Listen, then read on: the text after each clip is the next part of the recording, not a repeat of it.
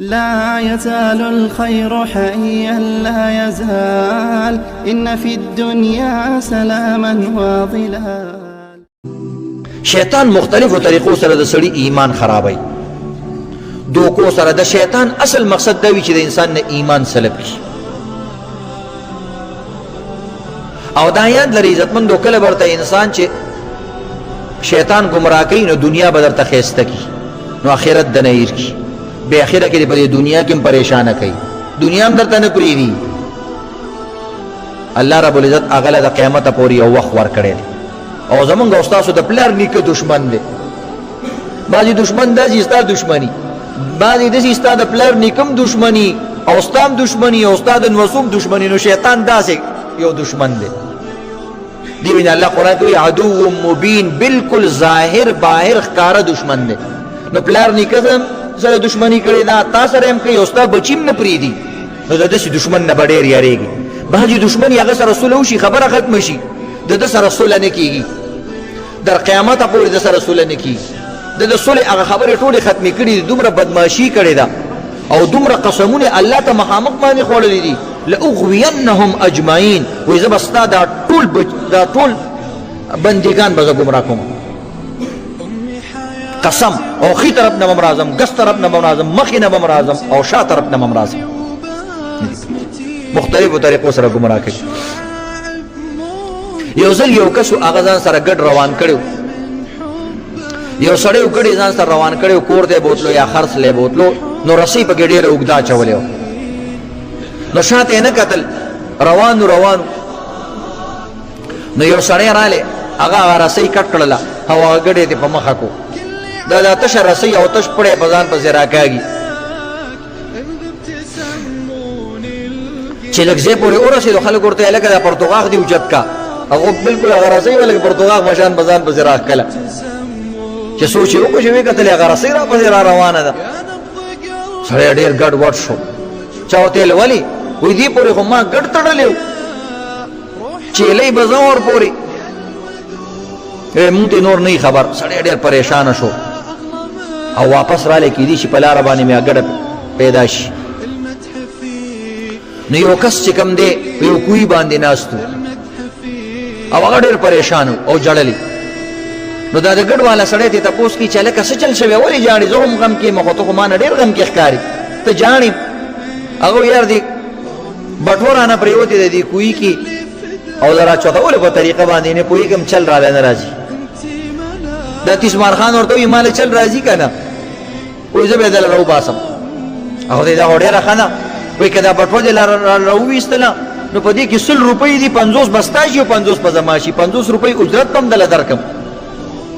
د سوچ وکړو چې هلکه هغه ګډم د 50 روپیو به 50 روپۍ دله اوس بیا راځي په دې لږ ساعت کې، ځان مړنی که تکړه که. نو به داسې چل وکړو کمیس یې وویستلو، کمیس یې هغه سره کېغوستلو او لاندې کوهي ته کوز شو. چې کوهي ته کوز شو چې واپس راوغتو هغه سړي دې کمیزه موړی و. دا طریقې سره عزتمندو شیطان چې کوم دی پیله ستا دین تاله ختمی. دا ګډ مثال ستا د ایمان دی پیله دله دغه قینچي کي. بیا دې په دنیا او په دې نورو کارونو کې داسې اخته کي چې آخره کې دنه جانین وباسي او بربنډ دې ودروي خلکو ته دې وشر. بیا درته وایي کار کوه. ډېر خلک دې کارونه کوي، دروغ وایي، رښتیا وایي. ستا خو لا ډېر عمر پاتې دی، تا خو ځواني ده، تا لا څه لیدلي دي؟ ته اوس نه چې کوم دی سیروزو کې ګرځې او تبلیغونو او تعلیمونو له ګرځې، ستا دې عمر ته ګوره او دې کارونو ته دې ګوره. ځان نه دې پیر ولی جوړ کړی دی او تسبیح دې لاس کې نیولي دي او د دې دپاره خو ډېر عمر پاتې دی. ګوره فلانکي هلک چې کوم دی په دروغو باندې پلاني اداره کې لوی پوزیشن ورته میلاو شو، پلاني سړي کاروبار دومره اوچت شو، به د ده زړه کې هم راسي چې داسې کول پکار او زه اخره کې به توبه وباسي که نه، نو بیا د توبې نه هم تا محروموي. فارسیبان وی هر شبه گویم که فردا ترک ای سودا کنم، باز چو فردا شود امروز را فردا کنم. وی هر شپه ویم چې سبا بس دا کار پرېږدمه، دا یو ورځ یې کوم سبا یې بیا نه کوم بیا پرېږدمه، چې سبا راشي زه یم زه بس سبا یې پرېږدمه، چې سبا راشي زه سبا یې پرېږدمه. په سبا کې دا ټول عمر ختم شي. او انسان سبا کله راځي؟ نو د شیطان نه به ډېر زیات عزتمندو ځان محفوظ ساتي او دغه چلونو ولونو کې به ځان نه راولي. هغه څه نوراني چالونه وي مختلفو طریقو سره بعضې کسان په شیطان توب کې شیطانو سره دومره ماهرین کړي او دومره تعلیم یافته کړي چې بیا شیطان هلته نه وي هغه کار کوي. یو ورځ شیطان ته چا وویل چې لکه ته خو ډېرو خلکو ته تعلیم ورکې.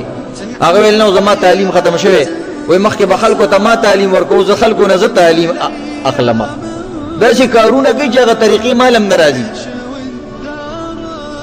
د دوکې عجیبه عجیبه چلونه خلک کوي عزتمندو، او خپل ایمان او د بل ایمان خرابوي. او انسان څنګه دوکه کېږي؟ بعض انسان په ځان باندې چې کم دی ځان ته ډېر هوښیار وایي، یا ځان ته ډېر نیک عمله وایي، ځان ته ډېر صوفي وایي، او ما خو شیطان نشي دوکه کولی. نو عزتمندو شیطان له ډېر چلونه ورځي، او شیطان هر څوک دوکه کوي.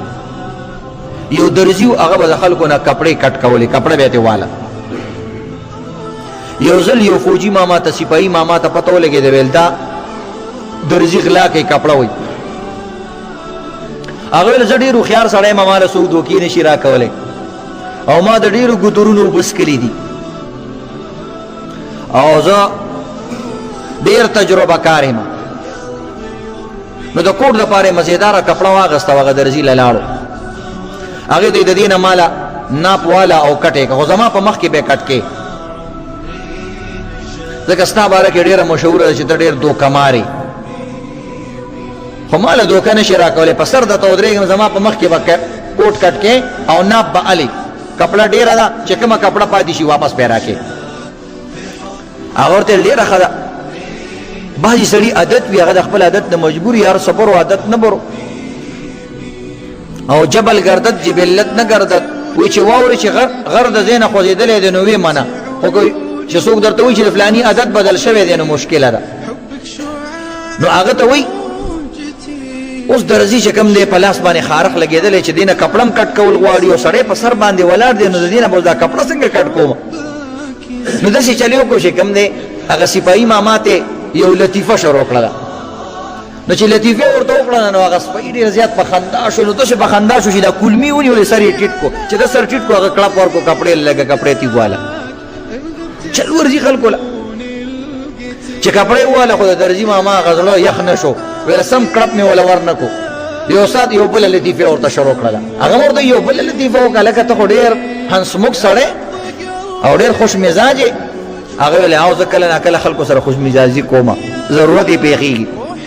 چې دویمه لطیفه ورته شروع کړه، هغه سړی بیا په خندا شو. با سړی چې خاندي کلمي نیسي، داسې سر ټیټ ټیټ کوي. هغه کړپ چې بیا وله کپړه ورکړله، کپړې تې وله.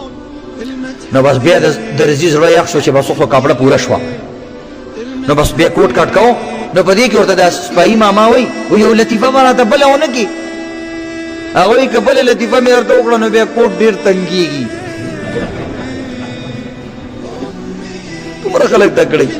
ویل باید بس که دا به درته کافي کړي، بیا به د کوټ به در باندې نه راځي. دې طریقې سره عزتمندو شیطان خلکو ته چلونه ښیي. نیکان خلک، غټ غټ خلک څنګه طریقې سره ګمراه کوي. نو بظاهر سپاهي چې کوم دی ځان ډېر سمجدار ګڼلو، او دغه رنګې چې کوم دی سمجدار انساني، خو د لطیفو مثال د دنیا په سرورو کې، په خوشحالۍ کې هوښیار سړی وي، خو د دنیا په دې ګهماګهمۍ کې او په دې هجوم کې او په دې خوشحالو کې داسې ورډوب شي چې د ایمان ټوټې ټوټې کېږي، لږ لږ شیطان کټ کوي او دته پته نه لګي. دا وایي زه هوښیار یم مړه سم به شمه، او دغه رنګې د عمر نه قطره قطره کټ کېږي، قینچي کېږي او دته پته نه لګېږي، او دا په دغه سوچ کې پروت دی چې زه خو هوښیار یم او ما څوک نشي دوکه کولی، او زه به چې کوم دی اخره کې سم شمه. په دې کې د ده زندګۍ هم تمام شي، او کله ناکله د ده ایمان هم د ده نه ختم شي. نو ډېر د الله نه یېرېدل پکار دي، او د الله پناه کې راتلل پکار دي. نو شیطان سره عزتمندو طریقې دا ده چې اعوذ بالله به ډېر وی. تاسو ګورئ که نه، وایي چې د ټول نه قیمتي شیز د قرآن تلاوت دی، او چې کله هم د قرآن تلاوت کې اعوذ بالله به خامخا وی. ولې الله درته وایي چې کار ته دې نه پرېږدي، پهله دا ووایه د قیمتي کار ته دې نه پرېږدي. نو شیطان ته ګوره سړی نشي ټینګېدی، د هر چا حل هغه سره وي. یو عالم یو لطیفه بیانوله. دا یاد لري عزتمندو د دې لطیفو نه زموږ مقصد دا نه وي چې موږ تاسو ته دلته څه سنټر وي او د خوشحالۍ دغه کوو. دې کې یو پند یو نصیحت وي نو د دې وجې نه موږ تاسو ته بیانوو. دویم دا دی چې شوق سره خلک دا بیان نه راځي. نو د خندا خبرې صحابه کرامو زمانه کې نبی اسلام زمانه کې دې ټولو کړي څه خبره نشته دی، خو چې دا ستا د غفلت ذریعه ونه ګرځي. یو سړی هغه به چې کوم دی د شپې به له خوب کې شیطان راتلو نو د شپې به کټ کې میتیازې کولې، شیطان به دوکه کو. ماشومان داسې کوي، سړی هم داسې. نو یو ځل ورته دا ښځه وایي چې ظالمه ګوره زه خو تا په دې بسترو وینځلو باندې ستړی کړم، روزانه دا حالي. هغه وایي بس وایي زه په ځان پوه نه شم، شیطان راشي او داسې یو طریقه راته جوړه کړي. نو هغه وایي دې شیطان ته خو یو ځل دا مو ووایه که نه موږ ډېر غریبانان یې بېوسه بېدسته خلک یې، چېرته یو خزانه خو تا ته ونه ښودله چې هغه دله په لاس درکړي. نو چېرته یو داسې کار خو پرې وکړه چې دا نیستي م غوسه شي. نو تی په دې کې خبره منې، نو ستا خو دوست شوی روزانه هره شپه دل راځي، کله خو به دا کار هم پرې وکړه که نه.